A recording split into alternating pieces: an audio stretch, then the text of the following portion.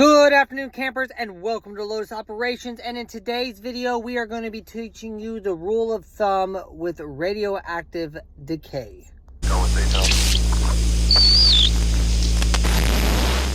Okay, guys, and welcome back to Lotus Operations. And today, as I mentioned, we are going to be working on the rule of thumb with the radioactive decay.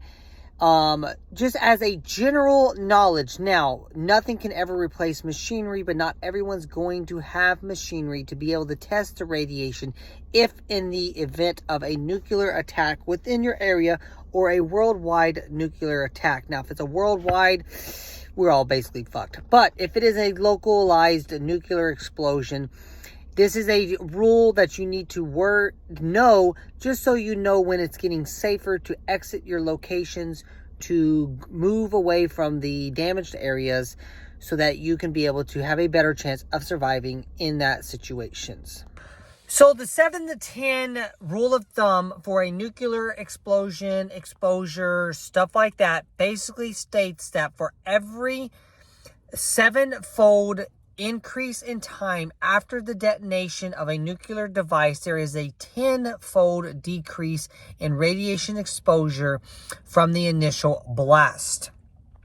So as an example is, let's say a nuclear bomb explodes, okay? 1 hour, so from the initial detonation point, 7 hours after that, there will be a 1/10 less of an exposure.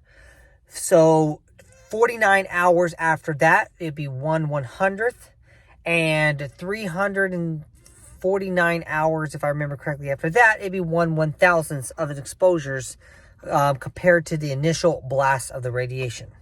So this is basically a good rule of thumb to know. Now, just remember, this does not replace machinery. If you got a radiation equipment to where you're able to measure the radiation, the counters, I can't remember their actual name of the counters, but if you have those with you, those will give you an accurate 100% of the radiation levels.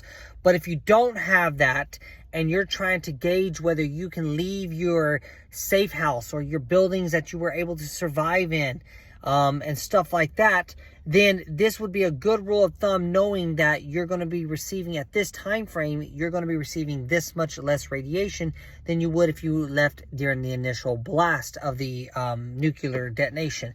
But this is just a good rule of thumb to know, to learn, to calculate, and remember distance, the size of the bomb, the wind factors in, the weather factors in the amount of radiation. So just because you know this rule of thumb, that also got to remember that the weather is a huge factor also on how much radiation you're going to get, because if you're downwind from the radiation, you're going to receive more radiation than you would if you were upwind from the initial blast.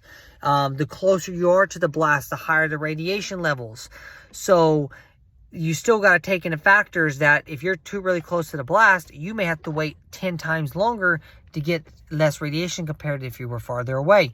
And what type of buildings you're in determines how much radiation is coming through the buildings and stuff like that. So there's too many factors that actually make this 100% accurate. But this is a good rule of thumb, just so you know that if you're far enough away from the blast, that you can safely leave after this many days or this many hours to where you would have the most minimum amount of radiation exposures. So Lotus Operations out. We got more videos coming our way as I come up with them. And y'all have fun and be safe.